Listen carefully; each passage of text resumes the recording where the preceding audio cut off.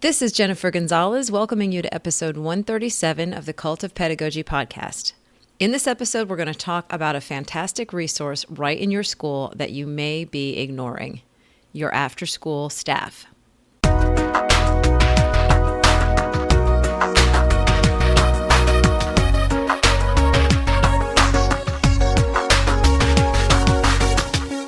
Sometimes it turns out that the thing we need has been there all along. We just didn't see it. If you're like I was as a classroom teacher, you have this vague awareness of an after-school program at your school. In mine, they congregated in the cafeteria. And it was the exact same kids we taught during the day, but once they went to after school, it was like they were in a different world. I just didn't pay attention to what was going on there. So when Eva Jo Meyers submitted her post about this topic, I saw myself immediately in her story. A classroom teacher who then transitioned into after school, she realized what untapped potential existed in these programs and how if teachers just did a few things to build relationships with the after school staff, the kids in those programs could reap huge benefits. In our conversation, Eva Jo shares 7 things you can do to start bridging that gap in your school. Support for this episode comes from Participate. Participate is a free community learning platform that combines your favorite parts of social media and online learning. Connect with other educators, take self-paced courses based on your interests, design ready-to-use unit plans, and get recognized for your work all in one place. Participate is home to dozens of free communities and thousands of adult learners collaborating around topics such as the global goals, project-based learning, and social learning. Get started today with our free project-based learning community at go.participate.com/pedagogy. Support also comes from Pear Deck. Every teacher knows what it's like to struggle to get all students engaged in a lesson. You're presenting the material you carefully prepared, while some students are daydreaming, others might be lost, and a few students are dominating the discussion. Thankfully, Pear Deck is here to save the day. With Pear Deck, you can take that same presentation, add interactive prompts, and send it straight to student devices so they can participate in real time. Now, every student has a voice, and you can see who's stuck and who's keeping up. Because all participant contributions are projected anonymously to the class, students who are apprehensive can feel more confident when answering and sharing. And great news, Pear Deck is offering my listeners a free 60-day premium access trial. To redeem it, just go to peardeck.com/cultofpedagogy. Now here's my interview with Eva Jo Meyers about how we can better integrate after-school staff into our students' overall instruction. I would like to welcome Eva Jo Meyers. Eva, welcome to the podcast. Thanks. Thanks for having me. You're my first guest poster of 2020. I put out a call last fall for some people to submit stories about things that they care about, and yours is actually the first one that we went with. And it's on this topic of after-school programs and after-school teachers and how we really are sort of missing an opportunity with them. So why don't we start by having you tell us a little bit about sort of who you are and why this is an important topic to you. Sure. So I am a teacher by training, actually an art teacher, although I taught elementary school as a classroom teacher as well. And then after being there just not that long, I didn't teach in the classroom that long, I switched to working in after school programs. I had done that before I became a teacher. And I just really liked the freedom that we had in the out of school time. That's after school and summer, really, to be with the kids. And I just liked that relationship that we could form that was different than what I had experienced as a school day teacher. Okay. Yeah. Are you still working now with after school, or you do other types of consulting and that kind of thing now, right? I do, but I mostly still work. I actually work a lot with nonprofits, school districts, and government agencies like city departments, park and rec, that kind of thing, to provide professional development for their staff. I've actually been doing that for like the last 15 years, and that's the majority of how I spend my time. I'll be running after this to go do that. I love working with people and helping them be better at their jobs. That's really what I'm out to do. Got it. Okay. And so let's talk a little bit about, um, what was this big epiphany that you had when you shifted from the classroom into, oh, and let me get this out of the way too, because I had to look this up. After school, I have to say this because I'm an English teacher and I'm self-conscious about it, but after school is typically spelled as all one word, correct? That's right. Yeah. Okay. It's a, Because I saw it in your submission and then I was like, that looks strange to me. And so I looked it up and everywhere that sort of was official put it as one word. yep. Yep. We do. Okay. We're claiming it. We're owning it. Okay. So I think I probably am putting that out there more than anything to let everybody know that that is not a typo. We looked it up. And, so when you changed from classroom teaching into working with after school programs, you had a big epiphany. And what was that? Well, when I was a teacher, I felt like I just didn't even notice the after school program at my school. I'd bring my kids out at the end of the day and chat maybe with whatever parents or caregivers came to pick them up. And the kids in the after school program would just run off to go be with their after school teachers. And Mm-hmm. and then in the morning, I'd come into my classroom and there would sort of be like evidence that they had been there. Like the ghost Yeah. in the night, but I didn't actually ever connect with the people. And so when I moved, I had been living in New York. I moved to San Francisco and started working in an after school program here. And I just went, oh my gosh, look at what we're doing. We're like, some of the times we had the kids longer than they had been in school during the day. Cause I ran a Yeah. program that ran till 8 at night. I had Wow. tons of time with the kids. And I thought, wow, I'm like really able to make an impact in this time. And I wish I had known about that. When I was a teacher. And I think it's important too to notice that there's different kinds of after school programs, and we sometimes call them expanded learning programs or out of school time programs. The one I had started working at was actually off. It wasn't in the school site. It was off. It was a Boys and Girls Club. It had its own clubhouse, so the kids would come Mm. home away from home for them. So for me to connect with teachers, I had to walk to the local public school that was next to, it was just near our building. It was a K-8 school, and try to find the people I was trying to connect with. It was really difficult to find them. A lot of Yeah. schools have after school programs in their sites directly because there's federal funding for that. So there's different kinds of programs, and the way that you can connect with people really depends on where the kids are going after school. So Right. for me, it was like especially hard to make that connection. But I realized like I need to tell someone about what we're doing and like how we're supporting. Yeah, yeah. Well, and what sort of the point of the blog post that's going to go along with this episode is that um, we, as regular classroom teachers, really could be making much better use of these people that work in the after school programs. We could be building those relationships better and sort of synergizing better with the people that work in those programs. Exactly. Yeah. Right. And so you have 7 suggestions for how we can do that. So let's go ahead and start talking about the first thing we can do to sort of build those bridges better. Great. So I guess I would say like that as we go through these suggestions, to think about like what's the lowest hanging fruit, kind of what's the easiest way to Yeah. start, because sometimes it can be really hard to get started. And I know for me, the easiest way was just to find out who those people are. So when I was in those after school programs, just even sending my kids back to school with my email address and saying, can you give this to your teacher and let them know I'm with you after school? And conversely, Right.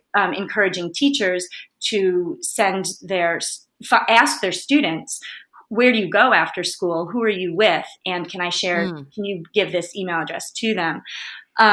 So once you figure out who those people are, particularly if you have a program that's embedded in your school, I suggest exchanging observations with your after school people. So that Mm-hmm. can mean 2 things. It can mean either inviting them to come in and observe your classroom for a day or an hour or whatever.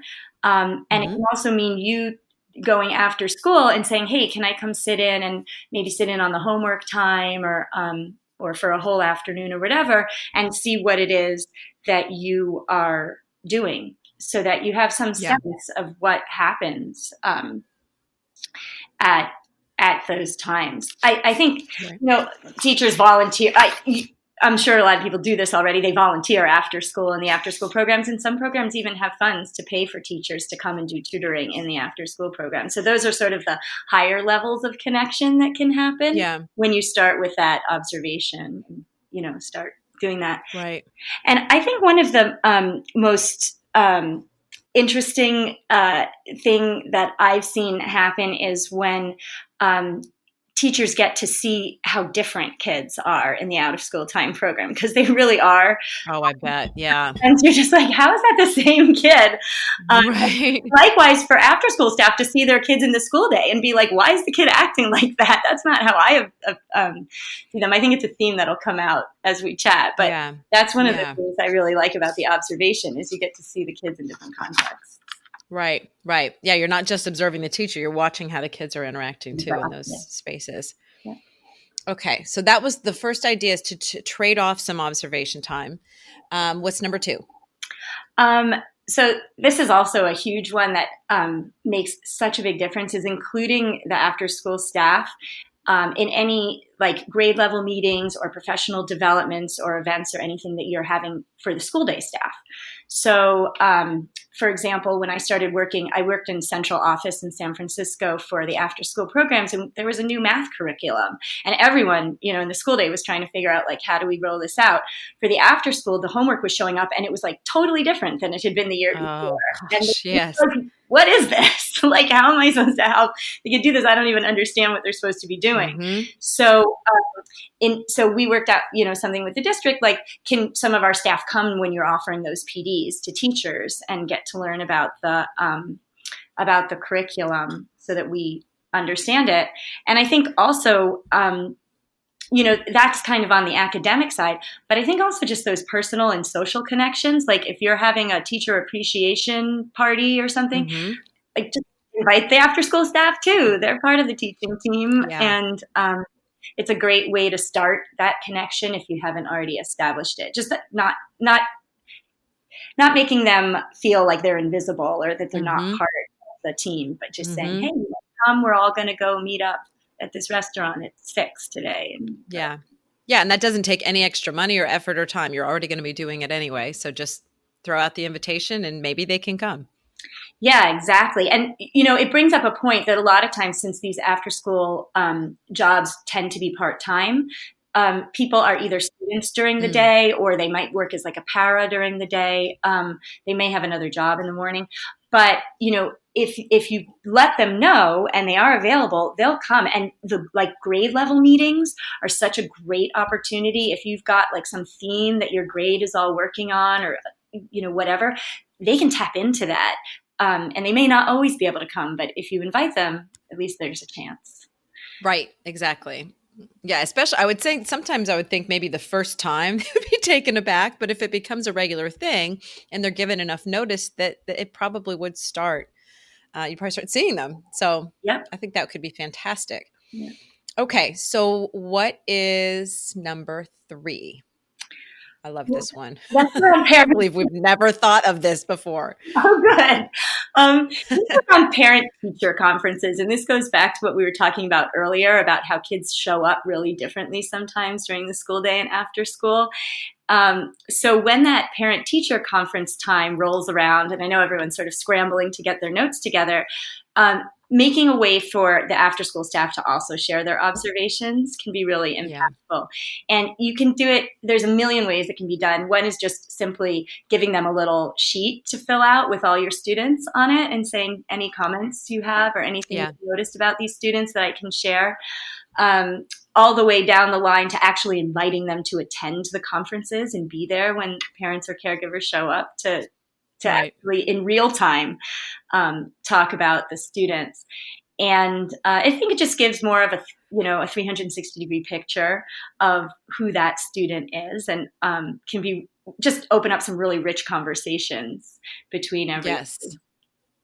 I would think too that doing some of these things, I'm imagining a school that does a bunch of these things. It would really start to make people in that after school staff. It might make their radar even sharper, because all of a sudden, if they're like, hey, somebody's going to ask me what I'm observing, let me notice a little bit more. Like, they might be putting more professional lenses on the kids if they realize that somebody might actually be asking their opinion about it.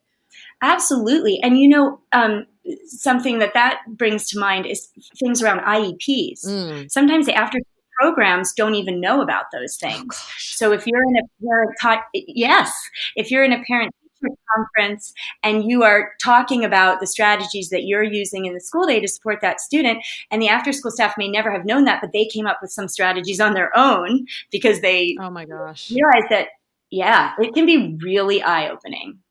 Wow. Okay. So let's get them to participate in some way and contribute in those parent teacher conferences. Okay. What's number 4? This is about the homework time, which is a big part of the out of school time programs. When parents come to pick up their kids after school, they want their homework to be finished. They don't want to have to go home at 6 or 7 o'clock at night and be helping kids with homework. So after school staff, that responsibility falls to them. And homework can be really confusing, and a lot of times they have students from multiple classes in their after school class, sometimes even multiple grades. And if they're an offsite program, like I was at the Boys and Girls Club, for multiple schools. So anything you can do to help them understand what you want out of the homework is really helpful. In places where the alignment has become more tight between school day and after school, I've seen after school teachers actually have copies of the instructor manuals or the answer keys to the homework, so that they can kind of not to give the answers, but to reference back and be able to work their way backwards. And then, but if the homework is kind of more open-ended, like it's, essay homework or a project where they have to build something, we have that going on here a lot, that it just directly communicating, and making sure that your lesson and your objectives and your outline for what you are hoping students get out of doing that homework is made clear to the after school staff. And then that can even be checking in with the staff about the homework. Like, hey, have you noticed anyone having a hard time doing the homework? In fact, I would sometimes write a note to the school day teacher and be like, we really struggled with problems 6 through 12. Going over that again. Yeah. Absolutely. I mean, that's really resonating with me just as a parent. There are some times when I just don't even understand what I'm supposed to be helping them do. So anything that would help us understand guidelines, expectations, what the end result is supposed to look like is really helpful. Okay, what's number 5? Well, this is one of those low-hanging fruit, in my mind, kind of a low-hanging fruit thing. But as an art teacher, where you end up art on a cart, after school programs are often a cart, and it's really hard. And I think if there's first of all, just if you have a little extra space in your classroom or somewhere in your school where they can just store that stuff easily, that's super helpful.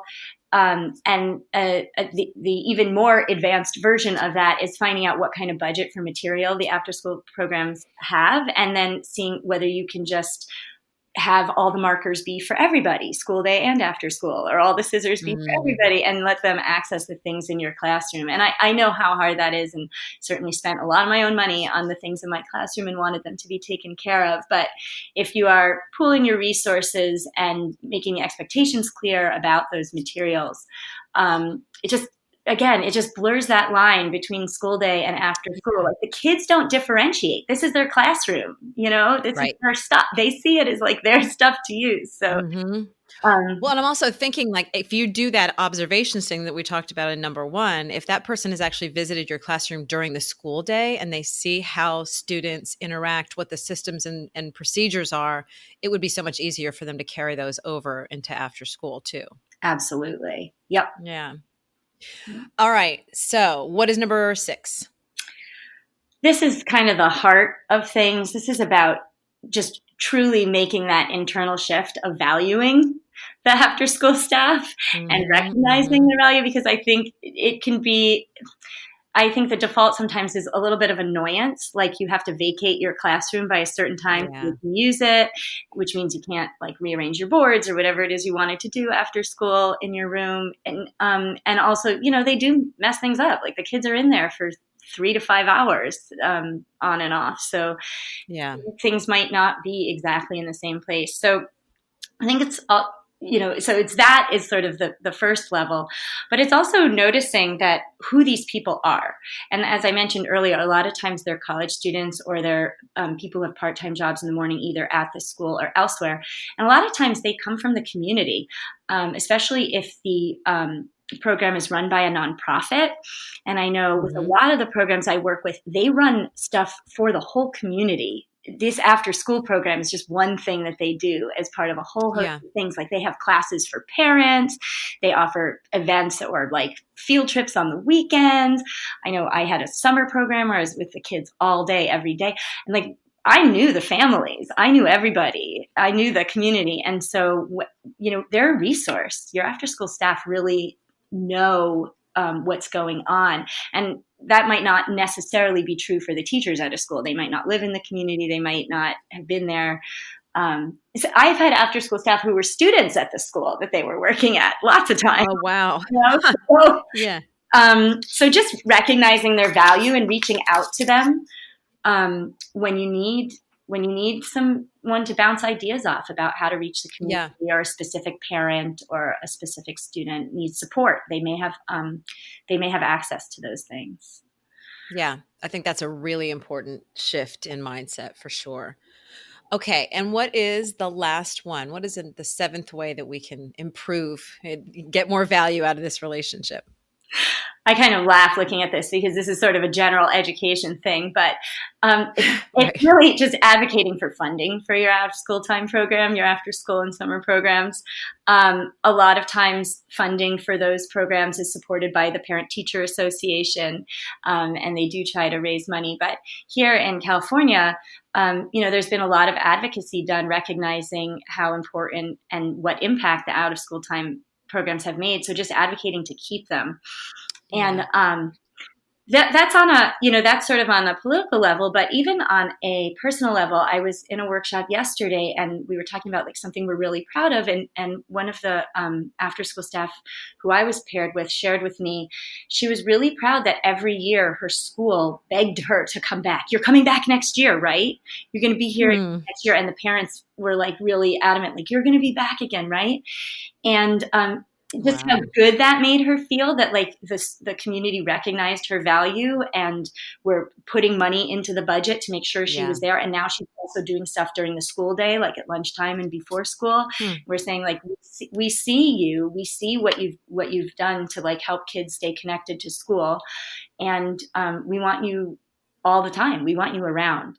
So, sometimes schools have some flexibility in their budget. And so getting those people to be there during the after school time, but maybe even during some transition time, like towards the end of the school Hmm. day, where they can help ease that transition, or in the mornings, or, whenever they have time available. Yeah. Yeah. And I can only speak for myself, but I have no idea how our after school program was funded. It's like you described before. It's just like they were sort of ghosts in the building. And now I sort of look back in the same way that you did. It's like, gosh, I didn't even ever ask or anything. So part of, I would think, advocating for more funding would be at least to first find out how are they funded. Yeah. And I've seen PTAs raise money for all kinds of things, new drinking fountains or reading programs or, playground materials. So they can certainly be supporting these with bigger budgets too. And I think if for everybody's so distracted now by all of the things that we have coming at us, that if you just grab their heads and point them towards something and say, look, your after school program's got a fundraiser right now. Be like, okay. And they'll be happy to, Yeah. to contribute. They just have to know that that's going on. All that takes is one person to make a little bit of noise about it. So I think that's a really good item to include in this list. If people want to reach out to you online or learn more from you, where can they do that? I have a website that's just my name, so that's an easy place Okay. to find all the different things I do. And then I guess also I'm on LinkedIn, and oddly Okay. I use that a lot to chat with people, so that's another place you can find me. Okay. And this is Eva Jo Meyers, by the way, in case people are listening saying, hey, you haven't said her name in 20 minutes. So let's say that again. Yep. Okay. The best way. All right. Thank you so much, Eva. This has been, I'm so glad that you just brought this to my attention so that I can help you now bring it to everybody else's attention. I hope this helps some after school programs actually get a boost. Yeah, and from the other side, I hope this gets some teachers. I hope this helps teachers get some boost too. From absolutely, it's both ways. So I'm just thrilled that we were able to chat about this. Thanks. Yeah. Thank you. Thanks so much. To read the blog post version of this podcast, visit cultofpedagogy.com, click podcast, and choose episode 137. To get a weekly email from me about my newest blog posts, podcast episodes, and products, sign up for my mailing list at cultofpedagogy.com/subscribe. Thanks so much for listening, and have a great day.